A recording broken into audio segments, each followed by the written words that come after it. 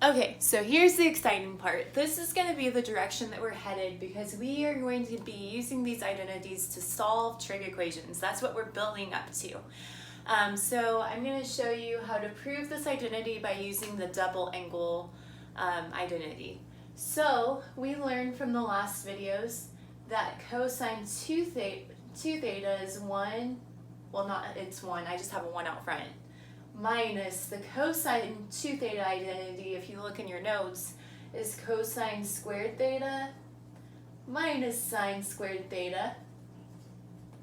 Looks like the Pythagorean identity, but it is not.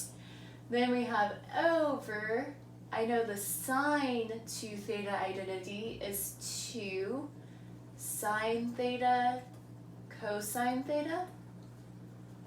Okay? So I'm going to come down here, I'm going to get rid of the parentheses by distributing the negative. So I have 1 minus cosine theta, and then a negative times a negative is a positive, so plus sine squared theta.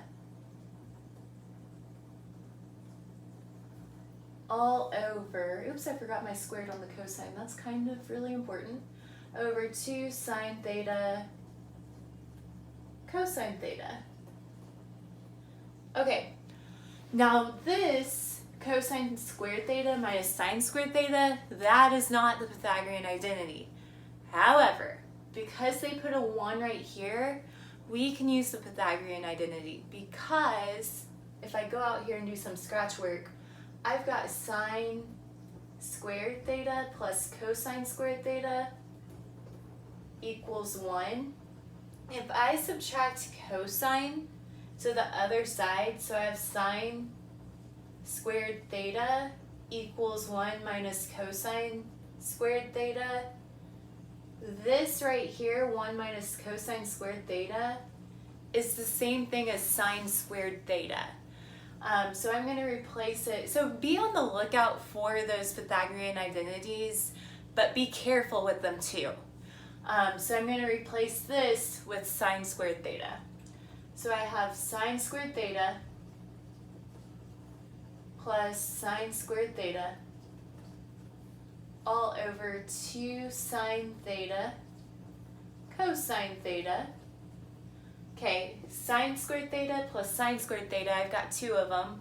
So I've got 2 sine squared theta over 2 sine theta cosine theta, which is really nice because my 2's cancel. And then one of the sines cancel because this would be written out as sine theta times sine theta. That would be sine squared, so this cancels with this.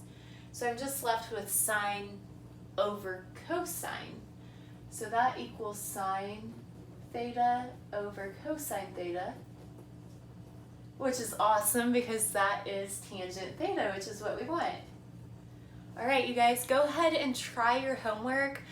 If you have questions, we're meeting Wednesday at 1. So try it, bring your questions, and we will discuss it more. Have a great day. Thank you.